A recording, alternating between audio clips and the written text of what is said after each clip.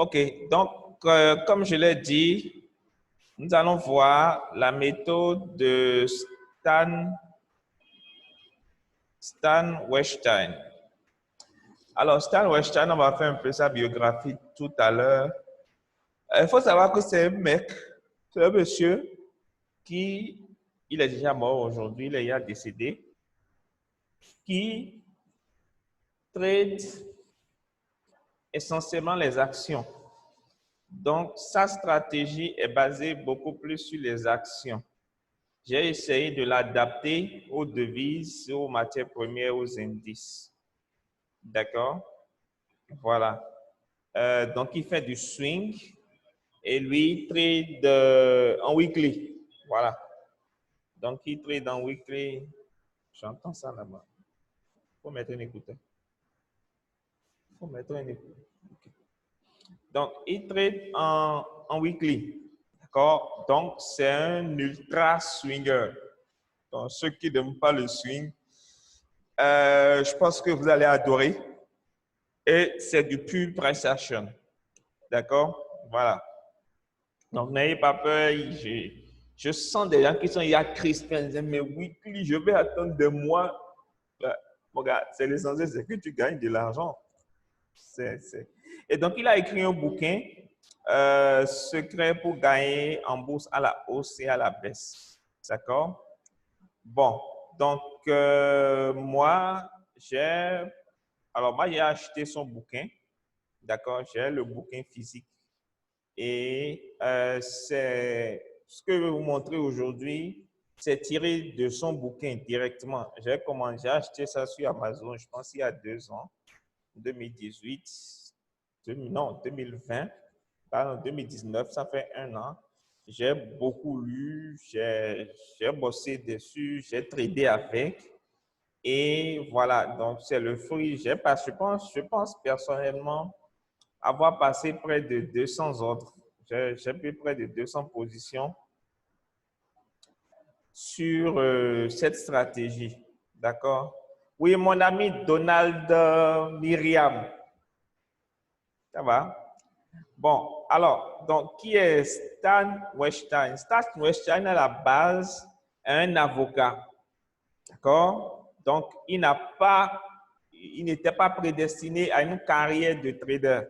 Donc, c'est un avocat et un consultant américain spécialisé dans les questions de bourse. D'accord? Donc, vous savez, aux États-Unis, dans les pays développés, on n'est pas avocat en l'air comme ça. On n'est pas avocat généraliste comme dans nos pays africains. Quand tu es avocat ou quand tu es dans le corps de la justice, tu as ta spécialité. Donc, lui, c'est un avocat et un consultant américain, mais qui est spécialisé sur des questions de bourse. D'accord? Et donc, il a mis en place de nombreux conseils et méthodes pour trader à destination des investisseurs débutants. D'accord? Donc, lui, c'est beaucoup plus de l'investissement du long terme. Donc, ces méthodes et conseils à destination des traders débutants les ont beaucoup aidés. Donc, il est... un instant. Un instant. Vous continuez de m'entendre, j'espère.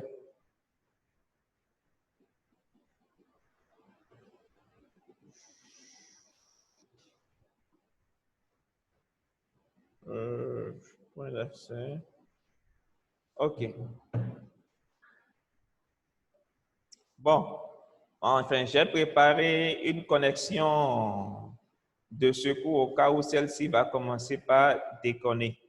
Donc, en fait, Stan Wettstein base ses recherches, base ses conseils sur l'analyse technique boursière. C'est-à-dire que lui, c'est un monsieur, il dit en fait que l'analyse fondamentale n'est pas importante. Donc, c'est quelqu'un qui privilégie l'analyse technique dans sa méthode, dans sa stratégie. Donc, il base ses recherches sur l'analyse technique et se base sur le fait qu'un cours se divise en 4 phases. Donc ça, beaucoup d'entre vous, je pense, vous le savez déjà. Donc, il se dit que le marché, en fait, d'accord, est scindé en 4 phases. Le cycle, le marché est cyclique. Donc, le cycle du marché est basé en 4 phases. Donc, il a écrit aussi un livre, voilà, c'est de ce livre d'ailleurs que cette formation est tirée.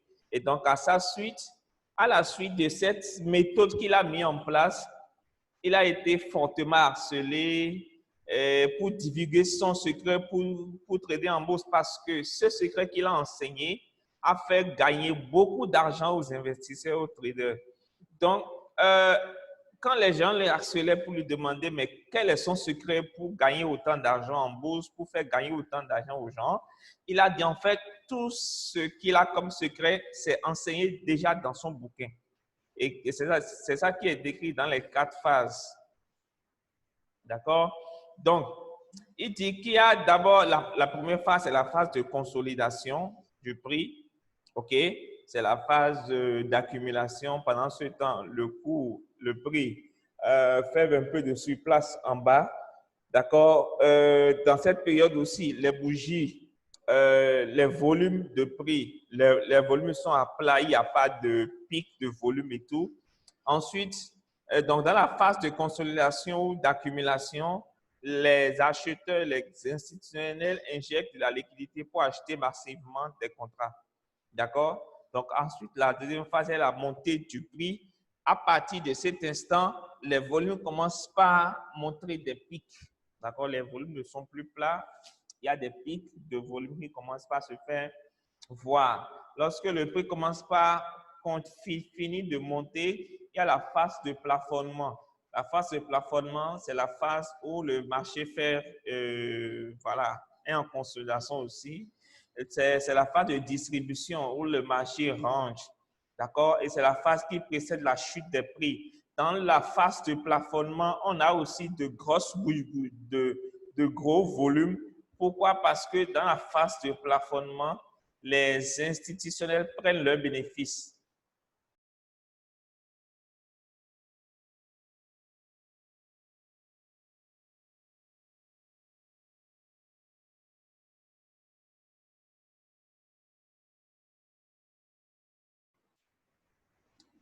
Désolé, souci de connexion. Ça va maintenant? Il y avait un souci de connexion, donc j'ai basculé sur une autre connexion. Ça va? Bon, la connexion Internet, c'est la merde ici. Hein.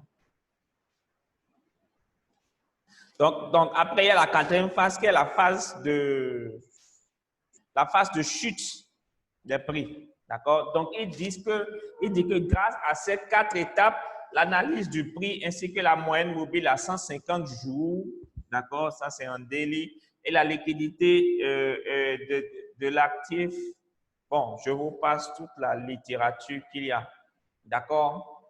Donc, pourquoi une approche technique? Pourquoi, selon lui, l'analyse technique prime sur l'analyse fondamentale?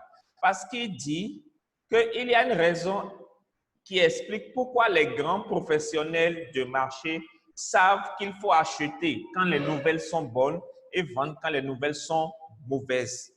C'est-à-dire que lui, il dit clairement, systématiquement, et c'est d'ailleurs lui qui a mené cette stratégie, il dit que quand les nouvelles sont mauvaises, quand tout va mal, quand il y a crise de corona, quand il y a crise sanitaire, crise économique, quand tout va mal, c'est dans ce moment qu'il faut beaucoup plus acheter, que les professionnels achètent quand tout va mal et vendent quand les nouvelles sont bonnes.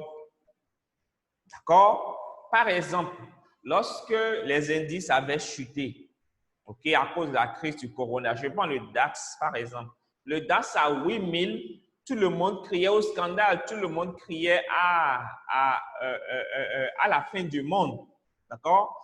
Et c'est dans ces moments que les professionnels, les grosses boîtes, les banques et tout, ont profité pour acheter massivement, pour faire décoller les coûts à la hausse naturellement avec l'aide des banques centrales.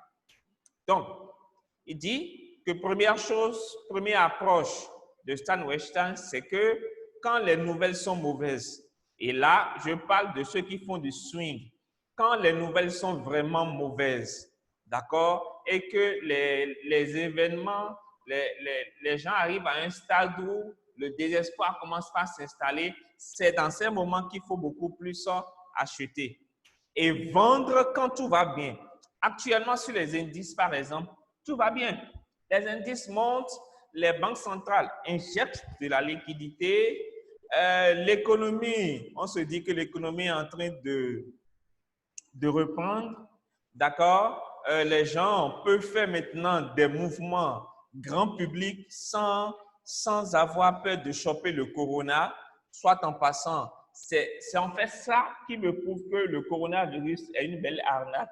Je pense que c'est la plus grande arnaque de notre génération.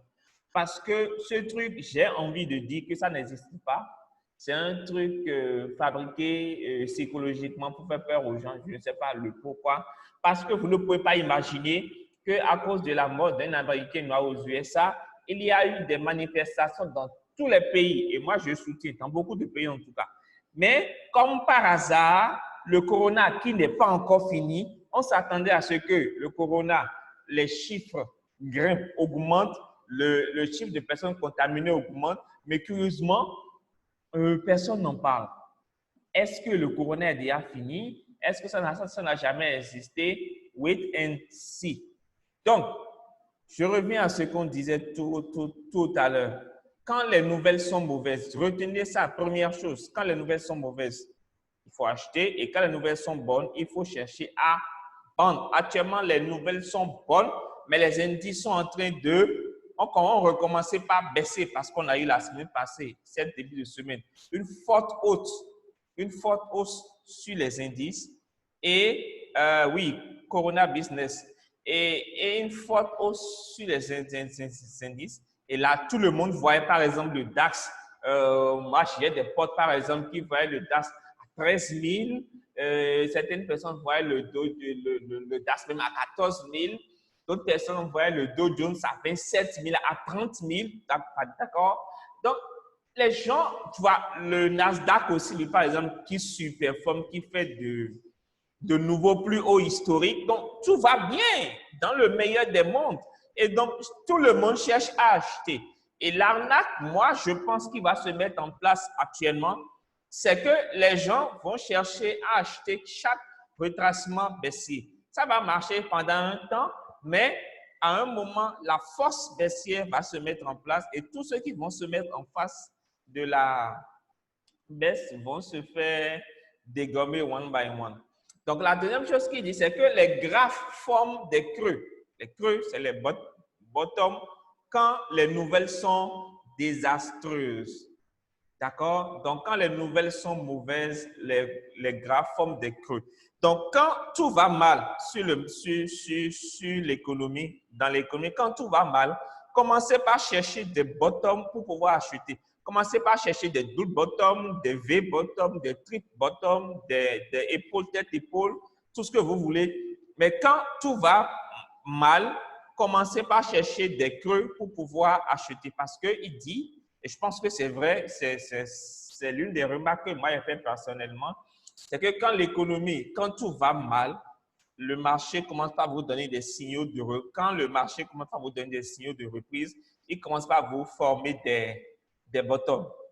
D'accord? Voilà. Et donc, quand les nouvelles sont bonnes, d'accord, et que le public est en extase, c'est-à-dire par exemple que le rapport annuel des entreprises est au top, est brillant et les gens sont en extase, le marché commence par former des sommets ou des tops. D'accord? Et donc, quand tout va bien, commencez par chercher des tops, double top, triple top, ETE, quoi encore, V-top, tout ce que vous voulez. Commencez par chercher des tops pour pouvoir vendre. Mais quand tout va mal, commencez par chercher des bottoms pour pouvoir acheter. Troisième chose qu'il dit, c'est que n'achetez pas ou ne vendez pas une valeur avant d'avoir étudié son graphe. Ce n'est pas parce que quelqu'un vous dit d'acheter ou de vendre, par exemple un signal ou une action, quelqu'un vous dit c'est le moment d'acheter ou de vendre, qu'il faut les yeux fermés, acheter ou vendre. Je suis l'exemple vivant de ce que je dis. C'est des erreurs que j'ai eu à commettre par le passé. Ensuite, il dit, n'achetez jamais une valeur quand les nouvelles sont bonnes, quand les bonnes nouvelles sont publiées. Écoutez bien ceci. Il dit, n'achetez jamais une valeur. Et là, je vous ai dit, lui, sa spécialité, c'est les entreprises et les actions. Mais ce qu'il dit est valable pour tous les actifs du marché. Il dit de ne jamais acheter une valeur quand les nouvelles sont bonnes, c'est-à-dire quand les bonnes nouvelles sont publiées, surtout si le graphe laisse voir une avancée significative avant cette publication. C'est-à-dire, des fois, le marché fait ce qu'on appelle le marché price les informations avant que les informations ne sortent. C'est-à-dire que les gros poissons ont l'information avant que l'information ne soit rendue publique. Et donc, quand ils ont l'information, ils peuvent pricer, ils peuvent déjà réagir par rapport à l'information avant que l'information ne sorte. Donc, ils peuvent prendre des positions par anticipation. D'accord? C'est pour ça que des fois, NFP sort où vous avez le discours du président de la Fed, tout le monde s'attend à ce qu'il y ait de la volatilité, mais il fait son discours, rien ne se passe. Et si vous faites attention, c'est que les jours précédents, on a eu de forts mouvements qui ont pricé déjà la nouvelle. Donc, quand avant une bonne nouvelle, les graphes laissent voir une forte hausse, d'accord, avant une bonne nouvelle, il faut éviter d'acheter. Ensuite, il dit, ne jamais acheter une valeur dans une tendance baissière, à moins que, parce que lui fait du swing en fait, comprenez-le, il ne fait pas du day trading, il ne fait pas du scalping. Quelqu'un qui fait du scalping ou du day trading peut acheter par exemple dans une tendance baissière, il peut chercher à prendre les retracements, donc quelques petits points sur les retracements. Mais de façon fondamentale en swing, n'achetez jamais une valeur dans une tendance baissière. Il dit aussi d'être toujours logique. Donc, si vous ne vous rendez pas, si vous vous rendez compte que parfois vous achetez, parfois vous vendez dans des situations pratiquement identiques, c'est que quelque chose ne va pas du tout dans votre technique. D'accord? Voilà. On continue. Donc, c'est ça un peu le cycle dont il parle. Donc, il a la phase d'accumulation. Dans cette phase d'accumulation, le marché accumule, donc fait du surplace. Les gros acteurs accumulent des positions d'achat. Et dans cette phase est marquée par la baisse des volumes. Les volumes de prix sont bas, il n'y a pas de pic. D'accord? Et donc, dès qu'il y a un pic qui se fait et que le prix sort par le haut, en fonction de la couleur du pic, ça vous donne une idée de dans quel sens les gros poissons sont partis. Ensuite, on a la phase de hausse qui est marquée par un pic des volumes. La phase de distribution aussi, où il y a des pics de volume. Pourquoi il y a des pics au niveau de la distribution? Tout simplement parce que quand au niveau de la distribution, les gros poissons qui ont acheté ici prennent leur take profit là, ils prennent leur bénéfice au niveau de la distribution. Donc, si en face, comme en face, ceux qui ont acheté sortent du marché, il n'y a que les vendeurs qui sont disponibles ici. Donc, les vendeurs reprennent la main et comme ils n'ont pas de résistants en face, ils font descendre les prix et ça crée des volumes de prix aussi, des volumes baissiers. Jusque-là, est-ce que ça va?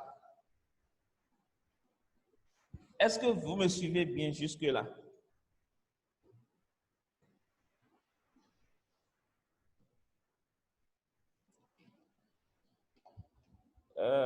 Ok, super. Alors, donc ça, je vous ai expliqué tout ça, vous le savez. Alors, lui, sa stratégie est basée sur 3 à 4 éléments. Donc, premièrement, lui, il utilise la moyenne mobile 30 semaines. Donc, je vous ai dit, il trade en weekly. Donc, on va mettre en place ensemble son setup weekly et vous allez voir que c'est magnifique. Donc, on va prendre Euro USD. OK? Donc, dans sa stratégie, il utilise la moyenne mobile 30 semaines. Donc, on va prendre la moyenne mobile. Il utilise la moyenne mobile simple. D'accord? Il utilise la moyenne mobile simple. Alors, je vais garder la moyenne mobile simple. Je vais mettre ça en couleur noire. D'accord? Il utilise la moyenne mobile simple pour pouvoir... voilà, il utilise la moyenne mobile simple pour pouvoir trader. D'accord? Ensuite, il utilise les supports résistance weekly. Il utilise le RSI. Donc, on va mettre le RSI.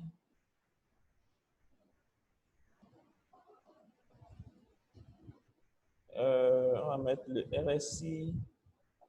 Un instant.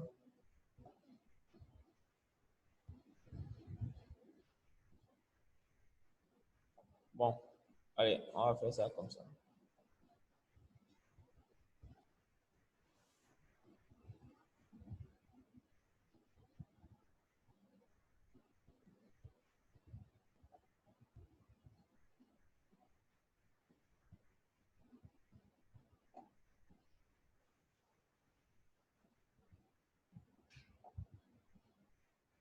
Donc, il utilise le RSI. Il utilise aussi les pics de volume. Donc, on va mettre les volumes.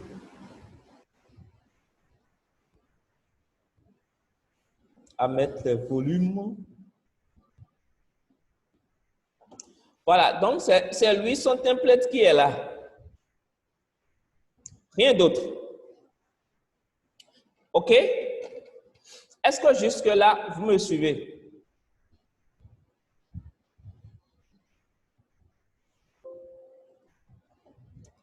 Donc, il dit, premièrement, il dit pour acheter, il faut une cassure, d'une résistance. D'accord? Donc, c'est à vous d'identifier les résistances weekly. OK? C'est à vous d'identifier les résistances weekly. Les résistances weekly, ça peut être des zones qui ont été déjà fortement testées par le passé. Vous pouvez utiliser les points pivots, vous pouvez utiliser même les Fibonacci. Alors, prenons par exemple sur USD, prenons par exemple cette baisse. Tiens, ça m'intéresse. Prenons cette baisse par exemple. D'accord? On a le Fibo ici. OK? Donc, ça nous donne des zones de résistance ici. D'accord? Ensuite, un instant, je vais mettre un indicateur qui nous donne aussi de superbes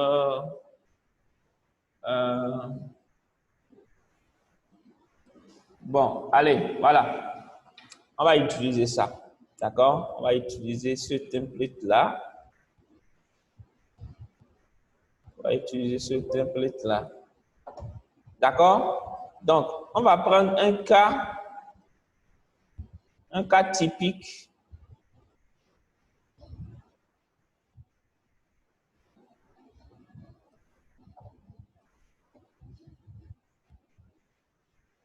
On va prendre un cas typique.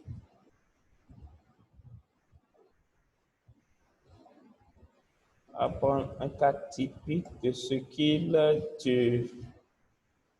On va prendre plusieurs exemples. Je suis en train de mettre ça d'abord sur...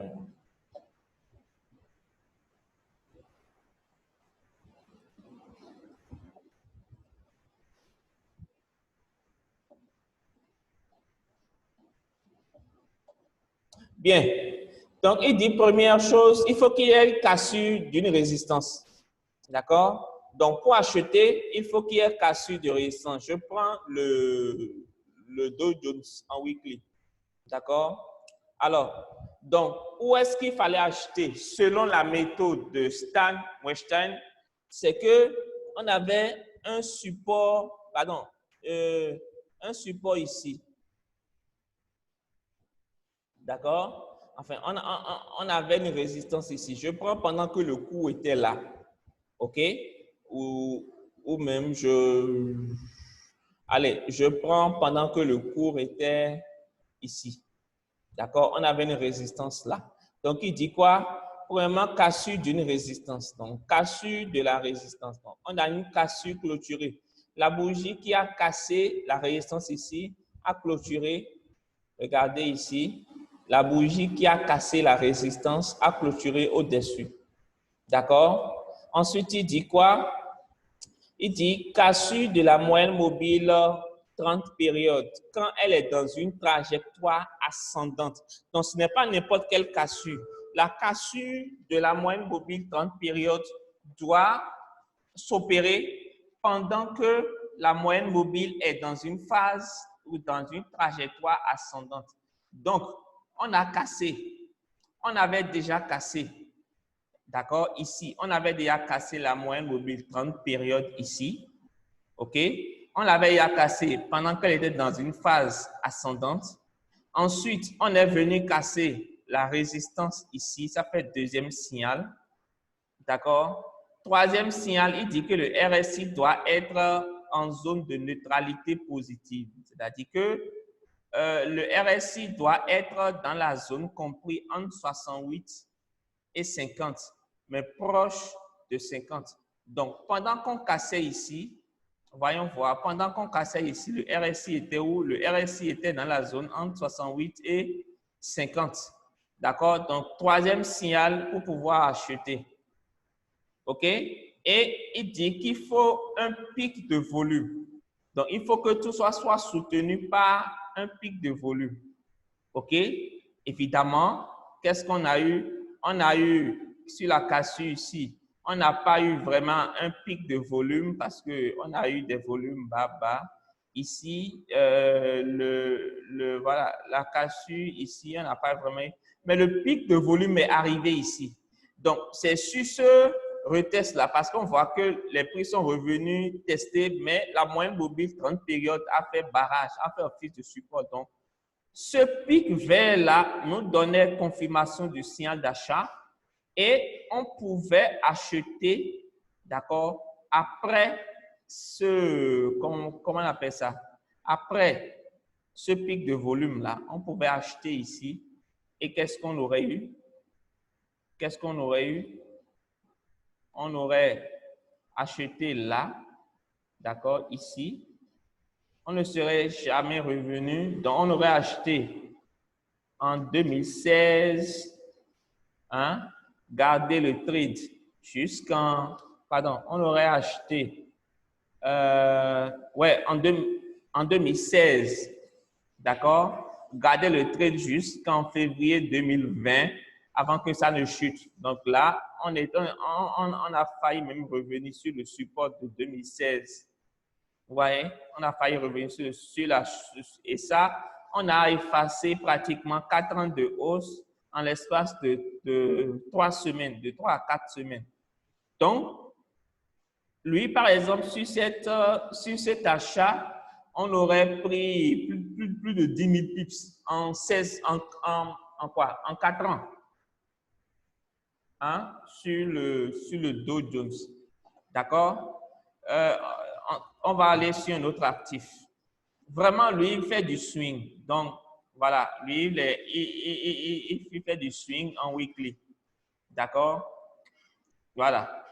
Donc, où est-ce qu'on aurait pu entrer ici, sur le CAC en weekly? Première chose, il dit cassure d'une résistance. Donc, la résistance ici a été cassée. Cassure de la moyenne mobile à 30 périodes. Ici, cassure de la moyenne mobile aussi a été cassée par là. Donc, les deux, la moyenne mobile a été cassée avant la résistance weekly. OK? Ensuite, RSI en zone de neutralité positive. Zone de neutralité positive, c'est-à-dire au niveau, lorsqu'il y avait cassure zone de neutralité positive, c'était où c'est entre 68 et 50. Donc, la cassure a été confirmée ici. Donc, après ça, on a eu un pic de volume là. On a eu un pic de volume là pour confirmer la cassure. Donc, tout était prêt pour qu'on puisse passer à l'achat.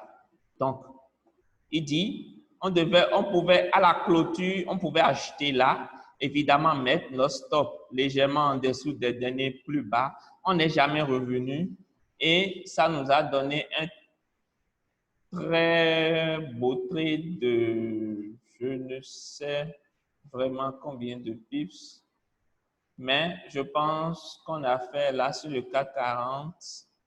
Ouais, je pense qu'on aurait fait, je pense que c'est ici. Si on prenait là, on aurait fait, en tout cas, plus de 2000 pips en 4 ans. D'accord? Donc, 2000 pips, si vous tradez à 10 € le point, ça vous fait quelque chose de sympa. Prenons AUD, USD. D'accord? Vous allez poser vos questions après. Oui, 4 ans. So, donc, lui fait du swing en weekly. D'accord? Il ne faut pas oublier d'attendre 4 ans. D'accord? Lui fait du swing sur les actions. D'accord? Mais c'est faisable sur les devises aussi. OK? Voilà. Donc, on va prendre AUD-USD pour voir là où on aurait pu acheter. Alors, ici, AUD-USD, on a un parfait exemple ici. Cassure d'une résistance. Lorsque les cours, d'accord, regardez, lorsque les cours étaient à l'intérieur de ce support-là, le support faisait office de résistance parce que le niveau était là. Le niveau à casser était ici. Donc, qu'est-ce qu'on a eu? Cassure d'une résistance. Donc, la résistance a été cassée par ici. Donc, cassure d'une résistance. Ensuite, cassure de la moyenne mobile de 30 périodes. La moyenne mobile 30 périodes a été cassée sur cette bougie. D'accord? Cassure de la moyenne mobile 30 périodes. C'est la bougie qui a cassé ça. RSI en zone de neutralité positive. RSI, quand on cassait, le RSI était bel et bien entre la zone de 50 et 68. D'accord? Pic de volume. On a besoin d'un pic de volume pour valider tout ça. Donc, ici, on a eu vraiment un pic de volume. D'accord? Donc, on serait rentré sur cette bougie ici. Et sur AUD-USD, actuellement, on serait autour de 379 pips. D'accord? 379 pips sur AUD-USD. Voyons voir sur Euro-GBP. Euro-GBP. Euro-GBP. Alors, donc, on disait...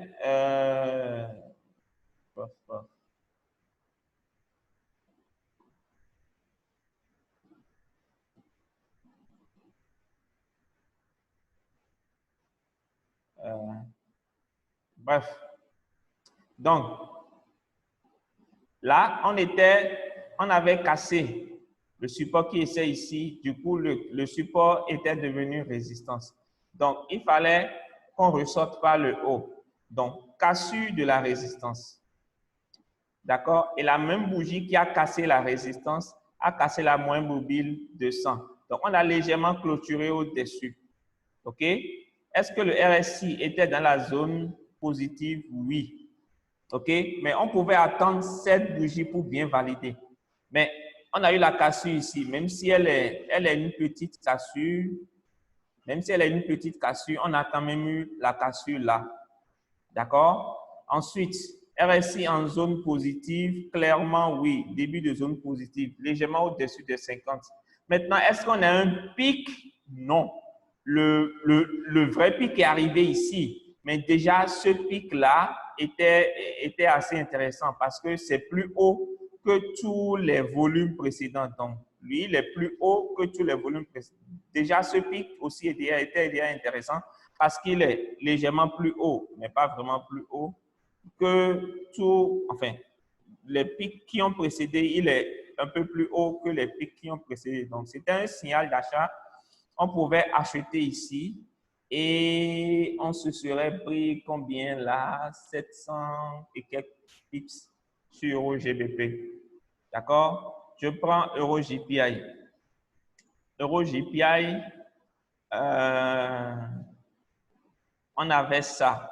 On avait le scénario ici. D'accord? EuroJPI. On avait le scénario là. Cassure de résistance. Cassure de la moyenne mobile. RSI en zone positive. RSI en zone positive. D'accord? Le pic de volume est arrivé ici, mais déjà, on avait un joli pic là. On avait un pic là aussi, à la cassure. Donc, on pouvait entrer là. D'accord? Mettre nos stops légèrement derrière ici et faire plus de 2000 pips. D'accord? Naturellement, en 63 semaines. OK? Ainsi de suite, ainsi de suite. Est-ce que vous avez compris le procédé pour pouvoir acheter? La méthode pour pouvoir acheter. Donc, lui, il utilise les résistances, la moyenne mobile exponentielle 30 périodes, le RSI et les volumes. D'accord? Donc, il trade en weekly. Ensuite, pour vendre, lui, il dit qu'il faut la cassure d'un support. Donc, c'est exactement le contraire. La cassure d'un support, la cassure de la moyenne mobile 30 périodes, le RSI en zone de neutralité négative et vérifier s'il y a d'autres supports plus bas. C'est-à-dire, quand il dit vérifier s'il y a d'autres supports ou résistances plus haut ou plus bas, c'est que quand il y a beaucoup d'obstacles sur le chemin de vos cours, il faudra mettre en place une méthode de gestion de position beaucoup plus efficace. C'est-à-dire que vous devez verrouiller au fur et à mesure. Ça veut dire que vos cours risquent de ne pas aller loin parce qu'ils ont plusieurs blocages sur le chemin. Donc, vendre, il fallait vendre où? On va reprendre notre exemple dès le début sur le Dow Jones, par exemple. Ici, il fallait vendre où? Ici, on était sur une résistance. Quand on était dessus, la résistance faisait office, parce qu'on était au-dessus légèrement, ça faisait office de support. Donc, sorti, d'accord, sorti par le bas du support, donc cassure du support, cassure de la moyenne mobile 30 périodes. OK? RSI, est-ce que quand on cassait le RSI était en zone négative? Clairement, c'est entre 50 et 32. C'était dans la zone négative. Est-ce qu'on avait un pic? Oui, on avait un pic. Donc, dès la clôture, on pouvait rentrer, d'accord, pour prendre une, deux, trois semaines de baisse. D'accord? Évidemment, on est sorti après les 3 semaines de baisse où, dès l'apparition de cette bougie, on pouvait sortir. D'accord? Je laisse les indices. Je vais sur AID-USD. Alors, remarquez, alors, on n'avait pas vraiment besoin de pic de volume parce que cassure du support, cassure de la moyenne mobile 30 périodes, RSI en zone négative, c'était déjà largement suffisant pour pouvoir vendre. AUD-USD, où est-ce qu'on pouvait vendre? On pouvait vendre ici.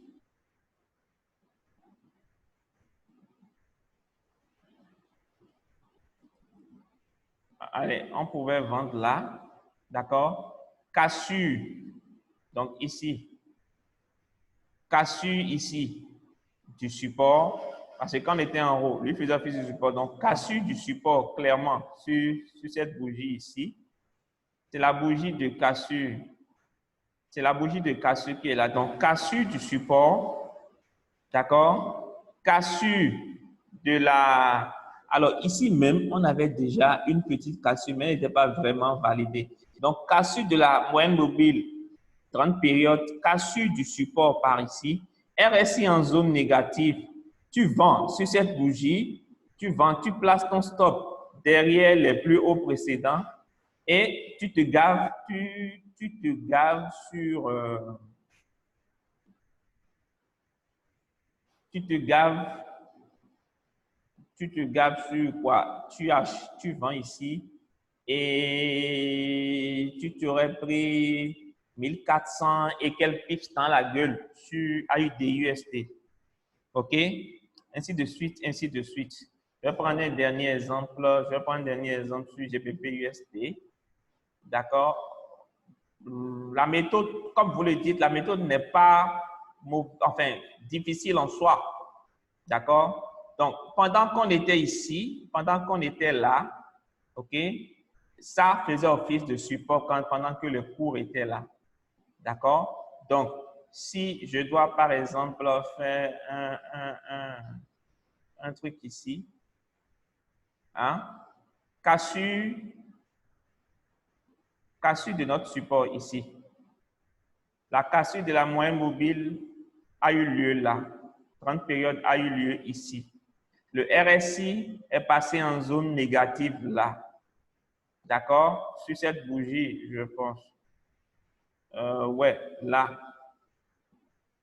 D'accord? Sur cette bougie. Un instant. Donc, lui, c'est du price action pur et dur, il fait. Donc, cassure ici. La cassure est intervenue là. Et on était sur la moyenne mobile 50. Alors, si vous êtes vraiment méticuleux, vous allez attendre et rentrer ici. D'accord? Donc, ici, c'est passé en terrain négatif. Donc, vous serez rentré sur cette bougie-là pour prendre la baisse de 1494 pips. D'accord? Sur GBP/USD. OK? Donc, ce que vous allez remarquer, dans sa stratégie, c'est que, à l'opposé de la cassure par le haut qui exige une augmentation significative des volumes pour être prise au sérieux, une cassure par le bas n'a pas besoin de volume. C'est-à-dire que pour acheter, vous avez besoin que votre signal soit soutenu par les pics de volume. Mais pour vendre, il n'y a pas besoin que vos trades soient soutenus par des volumes. C'est-à-dire que vous n'avez pas besoin de la validation des volumes. Vous n'avez pas besoin de pics de volume pour pouvoir vendre. Dès que les trois premières conditions, cassure du support, cassure de la moyenne mobile 30 périodes, cassure de RSI en zone négative, d'accord? Dès que les trois sont confirmés, vous pouvez vendre. Par contre, si c'est à l'achat, il faut les trois. Donc, cassure de la résistance, cassure de la moyenne mobile dans une phase ascendante, pendant que la moyenne mobile est dans une phase ascendante. Et quand c'est une vente, cassure de la moyenne mobile, pendant que la moyenne mobile est dans une phase descendante. D'accord? Donc, pour acheter, vous avez besoin de 4 conditions. Et dans les conditions, il y a les volumes qui est la dernière condition. Et pour vendre maintenant, vous avez besoin juste de 3 conditions. Les volumes sont exclus. Pourquoi il dit ça? Il dit que pour que le marché monte, il y a besoin qu'il soit soutenu par une forte liquidité. Qu'il y ait de la liquidité pour pouvoir faire décoller les prix à la hausse. Par contre, pour que le marché baisse, il n'y a pas besoin qu'il y ait de la liquidité. Dès que les acheteurs quittent le marché, prennent leurs bénéfices et qu'il n'y a plus personne en face des vendeurs, le prix tombe de lui-même. C'est-à-dire qu'il n'y a même pas besoin d'avoir de vendeurs en fait. Dès que les acheteurs liquident leur position d'achat, prennent leurs bénéfices dans la phase de distribution, les prix tombent. Et maintenant, s'il y a des algorithmes, des robots ou des traders qui sont à la vente en face, comme il n'y a plus d'acheteurs en face d'eux, les prix tombent encore plus violemment. D'accord? Donc, voilà un peu sa stratégie. Et pour finir, il dit, pour les actions, lui n'utilise pas de RSI pour les actions. Lui, il utilise ce qu'il appelle la force relative. C'est-à-dire, il dit que si le titre, l'action en question, je prends par exemple je prends par exemple Google. Google qui est contenu dans le Nasdaq. Dans le Nasdaq, les 4 plus grosses entreprises du Nasdaq, on les appelle le GAFA. Google, Apple, Facebook et Amazon. Voilà les 4. Je prends par exemple Facebook. Supposons que le titre Facebook prend 10%, pendant que le Nasdaq prend 30%. D'accord, sur une semaine, le Nasdaq prend 30% pendant que le Facebook prend 10%. Il estime que la force relative est médiocre. Donc, le titre est en sous-performance. D'accord? Quand le titre évolue moins que l'indice dans lequel il est contenu, il conseille de ne pas acheter, même si toutes les autres conditions sont OK. Et quand le titre surperforme plus que l'indice, parce que c'est ça qui est normal, le titre doit être beaucoup plus en avance que l'indice dans lequel il est contenu. Donc, quand le titre prend par exemple 30% et que l'indice prend 10%, la force relative est excellente. Ça veut dire que l'entreprise se porte bien et vous pouvez l'acheter. Donc, le titre est en surperformance. Performance, c'est avec A et non avec E. D'accord? Voilà. J'ai fini. Je vous écoute pour vos questions. Donc, la méthode, elle est simple. Pas d'indicateur chelou plein sur les graphes. C'est du price action pur. Le plus gros défi pour nous, traders de 2020 aujourd'hui, notre génération, c'est la patience. C'est attendre, en fait. La patience, vous pouvez adapter en H4, il n'y a pas de souci. C'est à vous de tester. Alors, vous pouvez, moi, je ne vous conseille pas de tester en bas de H4. Vous pouvez tester en journalier, en H4. Merci, Kenazi. Vous pouvez tester en H4 ou en journalier. D'accord? Mais le conseil que moi, j'ai à vous donner, c'est que, oui, Soro, tu peux poser ta question. Le conseil que moi, j'ai à vous donner, quand vous voulez backtester une méthode, hein, backtester la méthode sur au moins 100 trades. Prenez tout au moins 100 trades dans démo pour voir les résultats que ça donne avec un ratio de 1 pour 2. Vous pouvez, par exemple, sur cette méthode, vous pouvez utiliser les bandes de Bollinger pour vos TP. C'est-à-dire,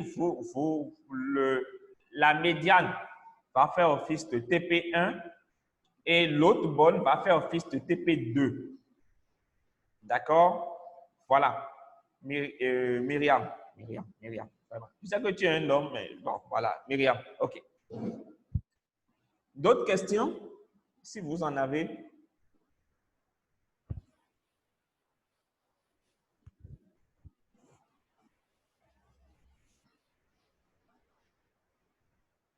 Comment obtenir les supports et résistances? Vous pouvez utiliser les blocs de contrat. D'accord? Vous pouvez utiliser les blocs de contrat pour pouvoir obtenir les supports et résistances. Ou bien, vous pouvez observer les points qui ont été touchés plusieurs fois. D'accord? Les points qui ont été touchés plusieurs fois. Prenons par exemple GBP-USD. D'accord? GBP-USD. Prenons l'exemple de GBP-USD. Si vous voulez utiliser les zones ATR weekly, si vous voulez utiliser les zones ATR, plutôt prendre les zones ATR mensuelles. Kenazi, plutôt prendre les zones ATR mensuelles. D'accord? Plutôt prendre l'ATR mensuel si vous voulez travailler ça en weekly. Si vous voulez travailler ça en H4, vous prenez l'ATR weekly. Si vous voulez travailler ça en journalier, vous prenez l'ATR mensuel aussi. D'accord? Vous pouvez utiliser l'ATR pour pouvoir le faire aussi, Kenazi. Comment on peut backtester une stratégie? La méthode simple pour backtester une stratégie éphémère, c'est de prendre des positions dessus. C'est de prendre des positions, d'accord, et de voir les résultats. L'autre manière de backtester que je peux vous conseiller aussi, c'est d'aller sur TradingView. D'accord? TradingView a l'option de replay. OK? Donc, vous mettez toute votre template sur TradingView. D'accord? Vous mettez votre template sur TradingView. Qu'est-ce que vous faites? Vous venez ici, Record, et vous commencez par faire défiler ça. Mais je pense que là, il faut avoir une je pense, une certaine licence pour le faire. Mais bref, c'est ça. D'accord? Vous pouvez le faire sur TradingView ou carrément prendre des trades en direct pour voir les résultats sur 100 ou 200 trades.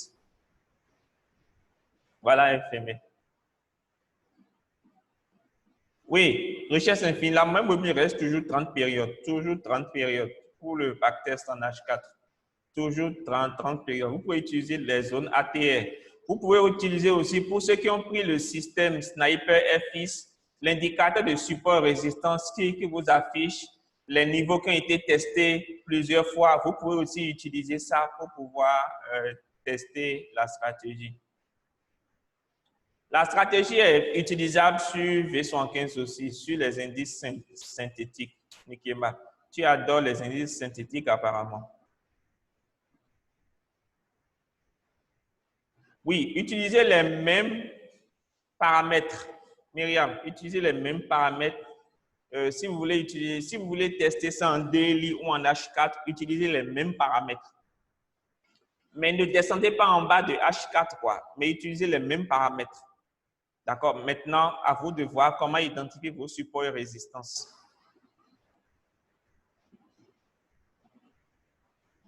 Ah ben, les zones tiendront jusqu'à ce qu'elles soient cassées. Ce sont des zones weekly. Donc, chaque semaine, vous changez de zone, en fait. Vous retracez d'autres zones. Inazi. Oui, Soro, les plus hauts et plus bas mensuels et weekly peuvent faire l'affaire aussi. Ça peut nous faire office de support résistance. Oui, oui, évidemment.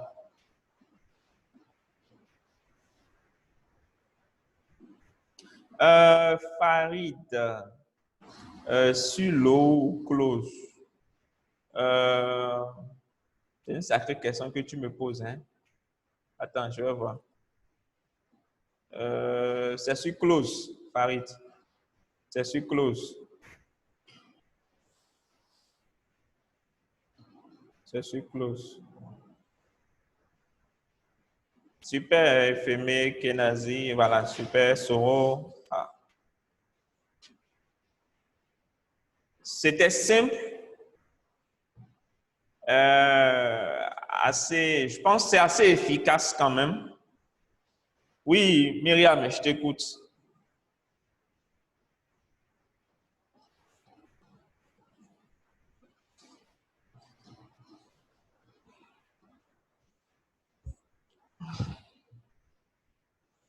Je t'écoute, Myriam.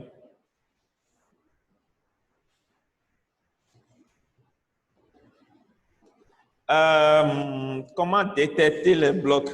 Alors, comment détecter les blocs de contrat?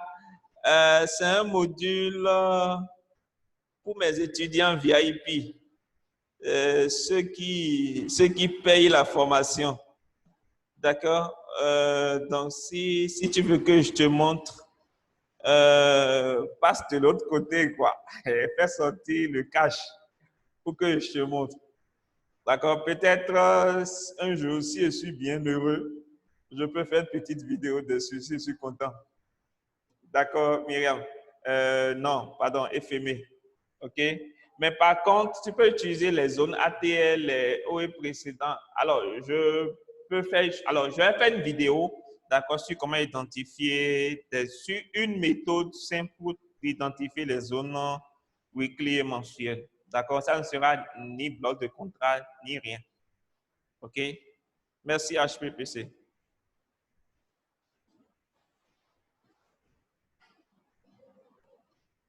Oui, Kaboré. Ceux qui sont VIP, c'est soit ceux qui achètent un de mes indicateurs, d'accord, ou un de mes systèmes, ou ceux qui passent à la formation payante?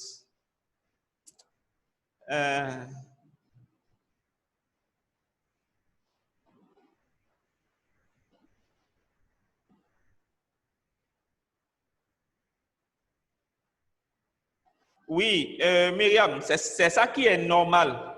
L'indicateur donne d'abord le signal. C'est l'indicateur qui donne d'abord le signal et la bougie vient valider. Je pense que tu parles de Ikenashi. Oui, oui, le stochastique donne d'abord le signal et la bougie vient valider le signal. C'est ça qui est normal. Oui, c'est la patience le plus dur, Soro. C'est vraiment la patience. Nous, la plupart, nous aimons l'action, l'activité. Donc, faire du day trading, voilà. Mais le swing, c'est le meilleur.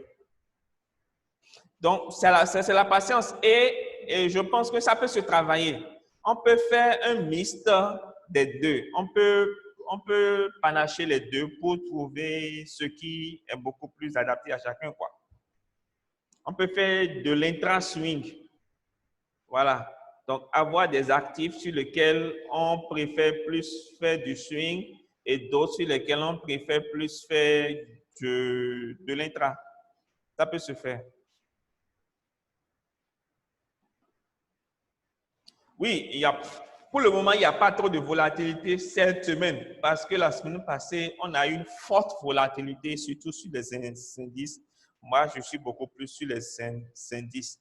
Donc, on a eu une forte volatilité, Farid, sur les indices. Les indices ont été fortement haussiers. Franchement, ils sont fortement montés. Je pense que là, ça respire un peu avant de choisir un sens, quoi. Je pense que d'ici la semaine, on saura quel sens finalement ils ont choisi, s'ils veulent monter ou s'ils veulent baisser. Pour le moment, ils sont en train de retracer. On ne sait pas si c'est un retracement ou si c'est une baisse qui s'annonce, mais tout ça sera clair, je pense, d'ici la fin de cette journée. Oui, tu es au premier niveau du VIP, Myriam. Mais je vais vous montrer après comment on gère tout ça au niveau des blocs, peut-être avec le temps.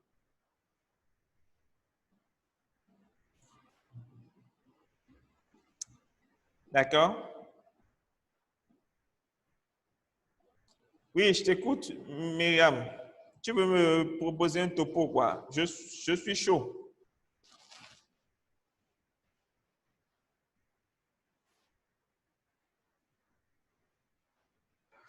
Laquelle, Abdul?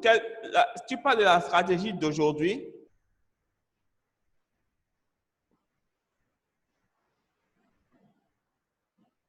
Abdul, j'écoute ta question. Myriam, oui, comment adapter Kenashi à Ishimoku? Abdul, la question d'aujourd'hui, je dis. La stratégie d'aujourd'hui n'a rien à voir avec Ishimoku. Pardon, n'a rien à voir avec Ikenashi. La stratégie d'aujourd'hui n'est pas Ikenashi. D'accord? La stratégie d'aujourd'hui n'est pas du tout Ikenashi, Abdul. C'est bougie japonaise. Maintenant, Myriam, comment adapter à Ishimoku? Tu utilises tous tes signaux Ishimoku, mais juste avec les bougies Ikenashi. C'est-à-dire qu'au lieu d'utiliser les bougies japonaises, tu utilises les bougies Ikenashi, les clôtures, d'accord? Voilà. Tu vires tes bougies japonaises et tu mets les bougies Ikenashi et tu utilises les principes des bougies Ikenashi pour valider tes signaux. D'accord? Je ne sais pas si je peux avoir un exemple ici. D'accord? Supposons par exemple, allez, je prends Ishimoku Kinko Io. Je prends Ishimoku ici. D'accord? Pour acheter, on dit, si on casse le nuage, on peut acheter. Donc, on casse le nuage ici. Donc, la bougie de cassure est là. OK? Donc, après, tu attends un retracement pour pouvoir acheter là. Tu mets ton stop légèrement au-dessus du nuage. D'accord? On a failli revenir le chercher, mais après, on est repassé aussi jusqu'en haut. Tu vois? Donc, tu utilises les principes des bougies Ekenashi pour trader sur Ishimoku.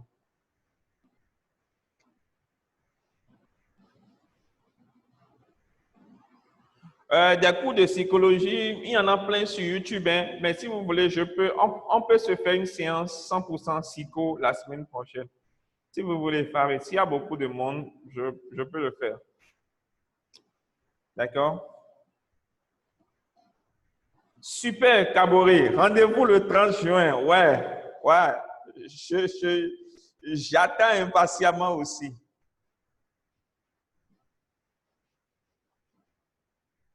Ce n'est pas, Myriam, ce n'est pas qu'ils cassent facilement. C'est beaucoup plus, eux, ils t'éliminent les faux signaux. Voilà. Les fausses cassures. Les bougies Ekenashi t'empêchent t'évitent les fausses cassures. C'est leur avantage par rapport. En fait, ils éliminent beaucoup de faux sillons, en fait. Tu vois, que les bougies japonaises t'auraient montré facilement. Et c'est leur avantage, en fait.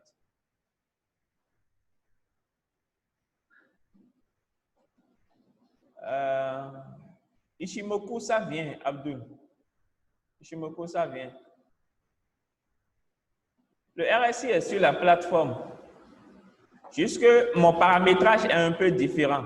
Donc, j'utilise le 100, le 75, le 68, le 50, le 32, le 25. Ouais, la psychologie s'améliore avec le temps, c'est sûr. C'est la meilleure thérapie, en fait. Écris-moi une bosse. Myriam, je vais t'envoyer un indicateur de point pivot, sans faute. Écris-moi une bosse. Sur WhatsApp, je veux dire.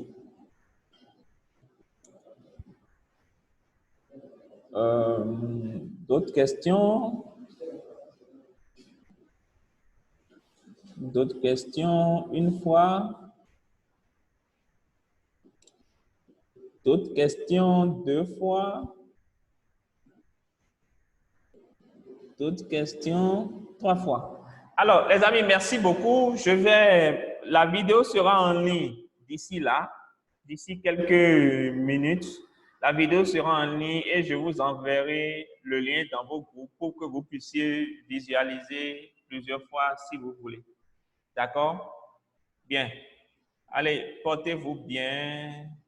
Oui, les paramètres RSI sont devant toi, Farid. J'ai dit 100, 75, 68, 50, 32, 25, 0. D'accord? Et semaine prochaine, on verra une autre stratégie par la grâce de Dieu. OK? Voilà. Merci beaucoup. Richard, c'est fini. Faut tout backtester, voir ce qui te plaît. Allez, portez-vous bien. Ciao.